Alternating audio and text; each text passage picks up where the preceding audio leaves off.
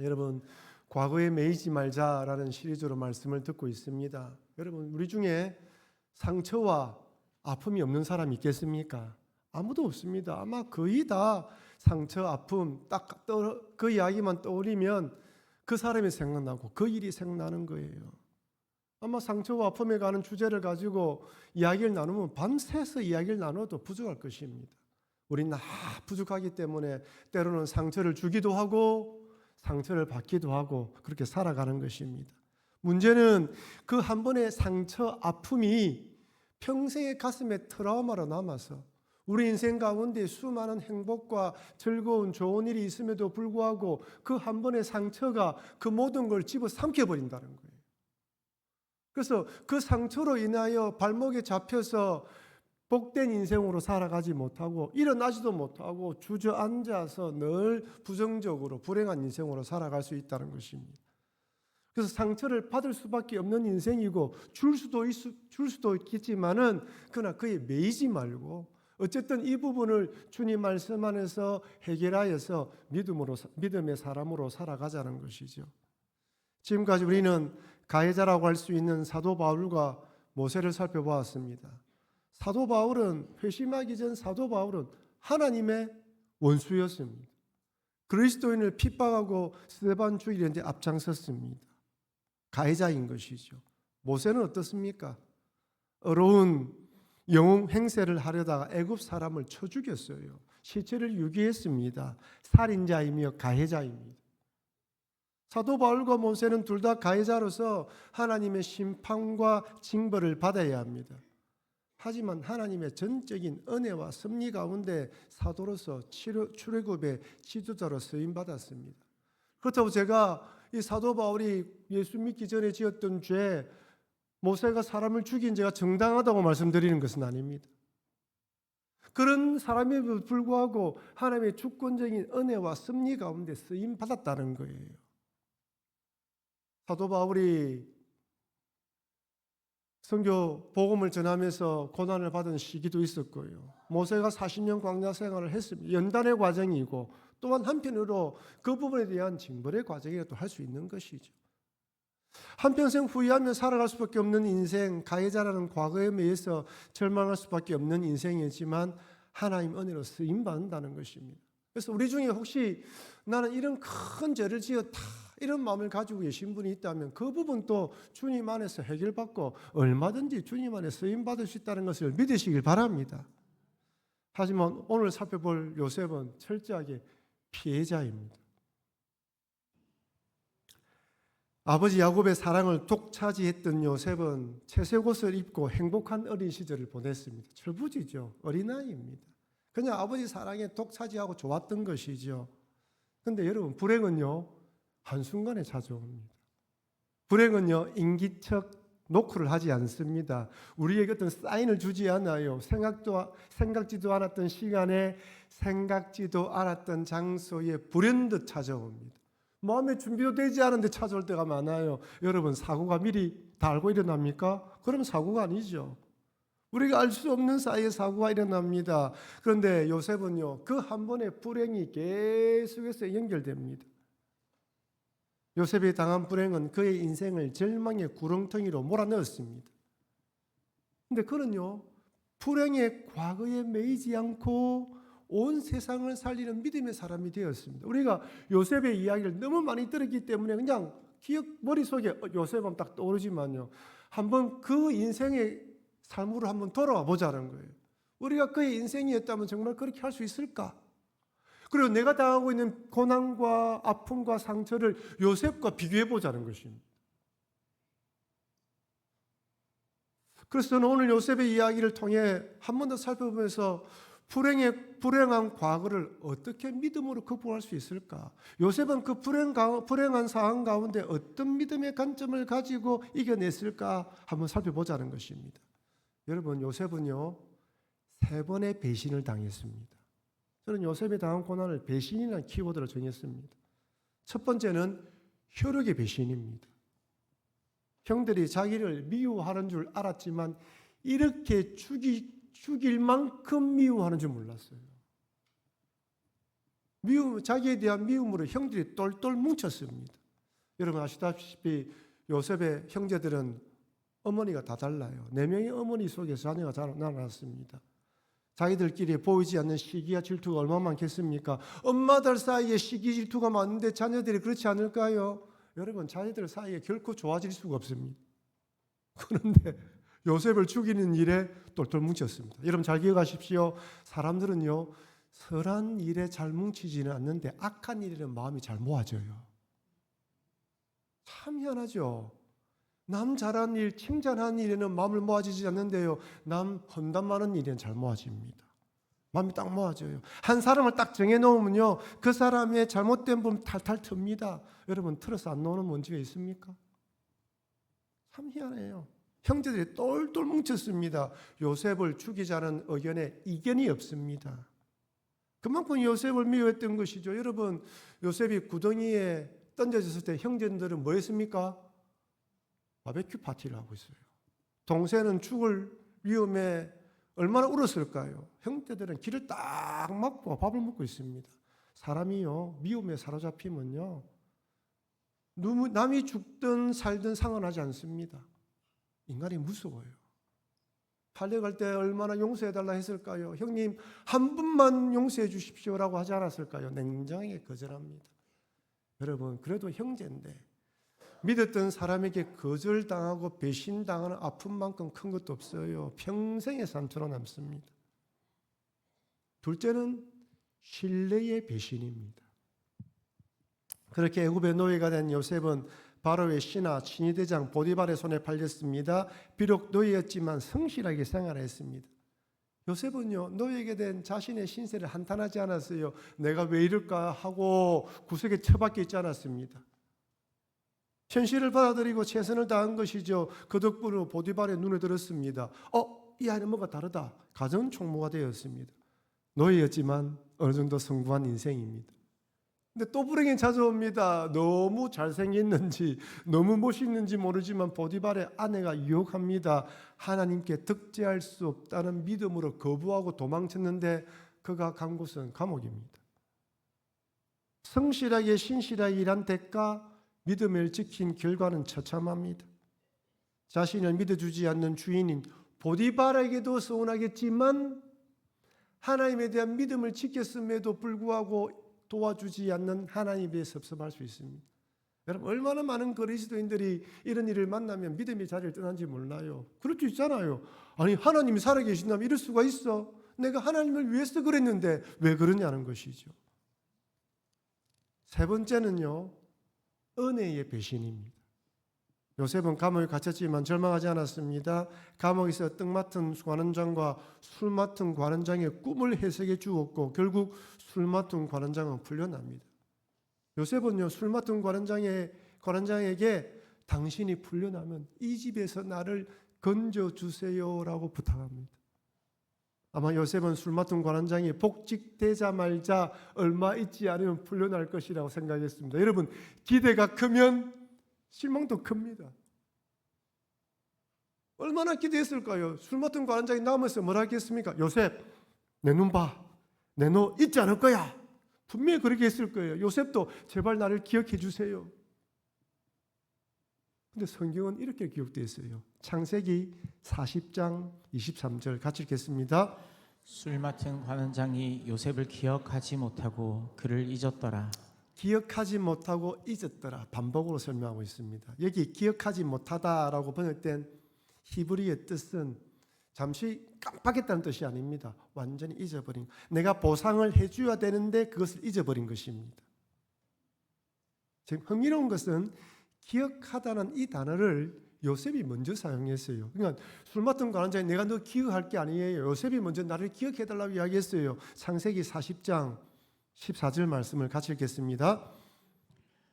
당신이 잘 되시거든 나를 생각하고 내게 은혜를 베풀어서 내 사정을 바로에게 아뢰어 이 집에서 나를 건져 주소서. 여기 생각하고라는 단어가 기억하고가 똑같은 단어예요. 그러니까 성경이 하나님 의도적으로 기억이란 단어를 계속해서 반복하고 있습니다. 그런데 요셉을 기억하지 못하고 잊었더라 할 때 이 잊었다라는 히브리어의 미완료 계속법이에요. 무슨 말입니까? 지속적으로 완전히 잊은 걸 말하는 거예요. 2년 동안 한 번도 요셉이 생각나지 않았습니다. 그럼 어떻게 그럴 수가 있을까요? 사람은요, 은혜는 물에 새기고 원수는 가슴에 새긴다는 것처럼 자기가 상처받은 건 가슴에 새기면서 받은 은혜는 기억하지 못하는 존재예요. 그렇게 은혜를 받았다면 충분히 기억하고 은혜를 베풀어야 되는데 잊어버렸습니다. 네, 복직되고 나니까 기쁨이 많아진 거예요. 인생을 살아가다 보면요, 믿었던 사람에게 배신당할 수 있습니다. 억울한 누명을 쓰기도 합니다. 하지만 은혜 베푼 사람에게 잊혀지는 고통만큼 견디기 힘든 것도 없습니다. 여러분, 이 세 가지의 배신 중에 어떤 배신이 가장 클까요? 형제, 보디발의 하나님에 대해서, 아니면 술 맡은 관원장에 대해서. 이 세 가지 중에 어떤 배신이 가장 클까요? 저는 세 번째일 것이라 생각합니다. 그래도 저 사람이 내가 직접 도와줬는데, 보디발의 장군 같은 경우는 충분히 그럴 수 있죠. 하나님에 섭섭할 수도 있습니다. 하지만 이 사람은 내가 바로 부지고 자기도 내가 도와줄게 이야기하지 않았겠습니까? 요셉은 불행 3종 세트를 한꺼번에 경험했습니다. 몇 살 때요? 몇 살 때입니까? 17세예요. 17살입니다. 여러분 자녀들 한번 보세요. 17살 이제 고등학생입니다. 그 어린 나이에 이런 어려움들을 겪어야 한다. 그리고 30세 될 때까지 13년 동안이나 불행의 연속입니다. 신실하게 살아보려고 애를 쓰면 쓸수록 더 구둥덩이에 빠졌습니다. 여러분 사람은요, 처음에 한번 실패하면 그렇다면 틀어보려고 일어나려고 합니다. 두 번째 실패하면요, 자기 자신에 대한 실망감이 들어요. 세 번째 실패하게 되고 구렁텅이에 빠지면요, 세상이 나를 버렸다고 생각합니다. 여러분 죄송하지만 우리가 생각 외로 강하지가 않습니다. 우리 약한 존재들입니다.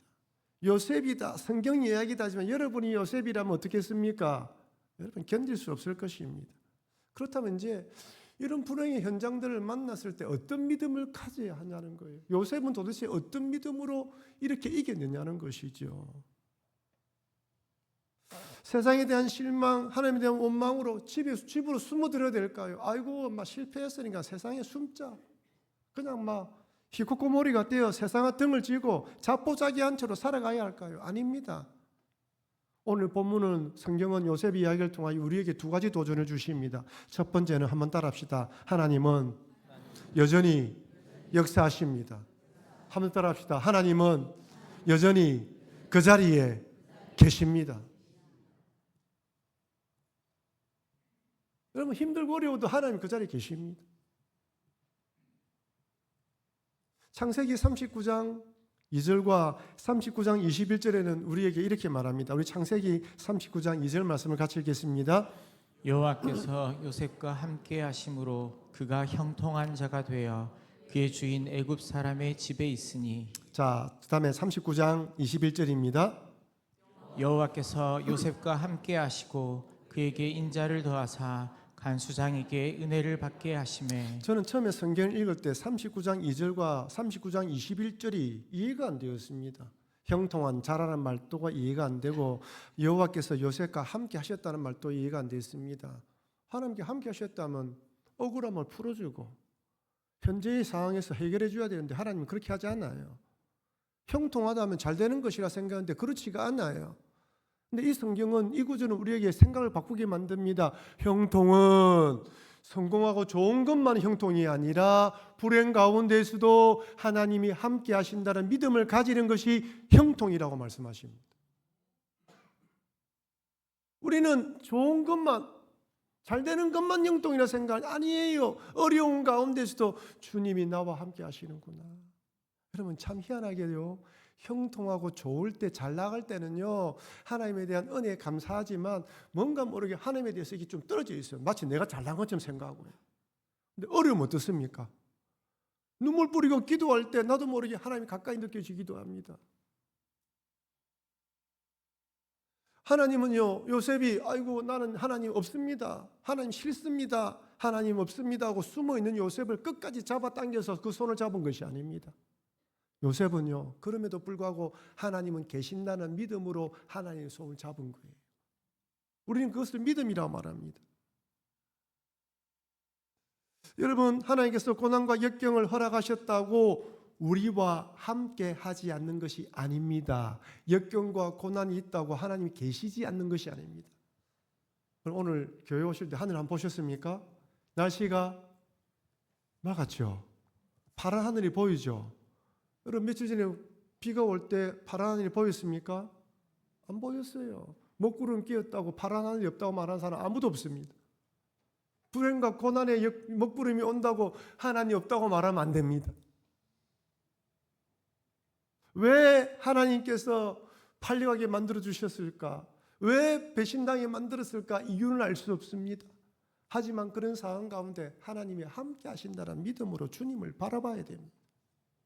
유명한 기독교 사상가인 C.S. 루이스가 쓴 고통의 문제라는 책이 있습니다.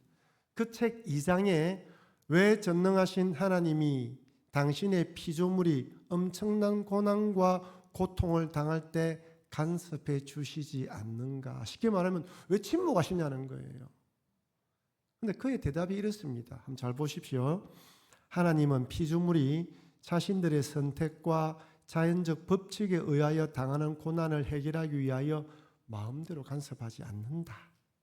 하나님은 인간의 자유의지와 자연 법칙을 정지시키고 무효화하면서까지 당신의 전능을 구사하거나 과시하지 않는다. 즉 인간이 죄를 지었든 아니면 악한 일로 인하여 어려움을 처한다 하더라도 때로는 하나님 허락하신다는 거예요. 그 모든 일에 일일이 간섭하면서 저 사람이 잘못한 일에 저 피해 있구나 막지 않는다는 것입니다. 인간의 자유의지를 존중하고 그 선택의 결과에 간섭하지 않는다는 것이죠. 그렇다고 하나님이 역사하지 않는다는 것이 아닙니다. 언제 역사하십니까? 하나님 때에 하나님의 방법으로 악한 일도 선하게 역사하신다는 거예요. 그렇게 이천진제로 인연을 보낸 요셉을 보십시오. 인연이 지나자 하나님께서 정확하게 역사하십니다. 요셉에게는 당장 하나님이 도와주길 원했지만 하나님에게는 인연의 시간이 필요했습니다. 창세기 41장에 바로가 꿈을 꾸는데 그 누구도 바로의 꿈을 해석하지 없었습니다. 이런 긴박한 상황 속에 술 맡은 관원장이 그때 요셉을 기억합니다. 성경은 이렇게 기록되어 있습니다. 창세기 41장 9절 말씀을 같이 한번 읽어보겠습니다. 술 맡은 관원장이 바로에게 말하여 이르되 내가 오늘 내 죄를 기억하나이다. 여기 기억하다는 이 기억하다는 단어가 기억하지 않았다 이 단어 똑같은 말이에요.